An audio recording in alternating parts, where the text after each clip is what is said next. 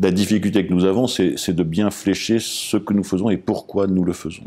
Je pense que notre position sur la recherche fondamentale a un grand intérêt dans la mesure où elle nous permet de développer un tissu sociologique de chercheurs dans le universitaires, de chercheurs dans le privé, d'ingénieurs, et de leur donner un cadre aujourd'hui de formation qui demain en feront des collaborateurs efficaces, performants, pour développer des innovations industrielles à vocation commerciale. Et de l'autre côté, il nous faut bien entendu travailler à de la valorisation de l'innovation à vocation plus économique. Mais dans ce second cadre, notre manquement aujourd'hui majeur, c'est la faiblesse de notre tissu industriel. On ne peut pas, dans ce sens-là, concevoir un effort de recherche et développement sans penser à l'industrialisation. C'est elle qui est la clé du retour sur investissement. Le premier modèle du financement de la recherche et d'innovation, c'est le modèle de l'entrepreneur. C'est l'entrepreneur c'est le créateur. Pour moi, on innove seul, on invente seul, on crée seul, et on innove à plusieurs. La recherche collaborative, en ce sens, est un élément clé pour fabriquer un terreau utile, pour trouver des innovations transversales, pour favoriser la créativité, l'agilité intellectuelle, la dynamique innovante. Elle est aussi un élément essentiel de la commercialisation, mais ce qui se passe entre les deux, je dirais ce petit éclair de génie, c'est quelque chose qui se fait seul. La recherche publique, ou plutôt le financement public de l'innovation, est quelque chose qui est aujourd'hui absolument nécessaire.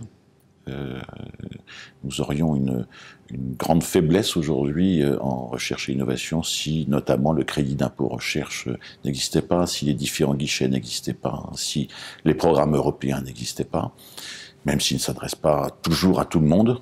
Certains pensent que la rapidité avec laquelle on peut innover seul si on finance seul vaut parfois mieux que d'attendre un financement public plus hypothétique et de plus long terme.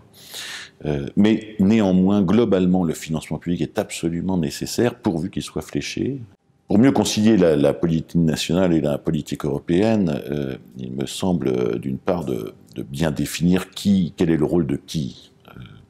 Il me semble qu'au niveau européen, l'Europe doit d'abord favoriser la création d'un espace économique de recherche et d'innovation. Bien sûr, favoriser la fluidité des talents, des personnes qui sont aujourd'hui à la tête des laboratoires les plus importants, favoriser le croisement des expériences entre les différentes disciplines, mettre en place les équipements qui sont nécessaires et qui sont parfois extrêmement lourds sur le plan financier, lorsque l'on fait notamment de la recherche fondamentale. Ça, c'est son premier rôle. En matière de champ applicatif, c'est un complément pour moi des stratégies nationales. Lorsqu'on parle des appels à projets, des appels à manifestation d'intérêt, du fléchage technologique des projets sur des échéances de 5, 7, 10 ans. On se retrouve là dans une vocation politique où il doit y avoir un alignement entre la politique européenne et la politique nationale. Partie importante de cet effort européen pour la construction de projets, notamment par exemple la définition des technologies clés ou des enjeux de société de demain, ceci doit faire l'objet d'un exercice politique de grande cohérence, de façon à orienter l'effort d'innovation vers des enjeux de société qui sont des enjeux partagés par les citoyens européens.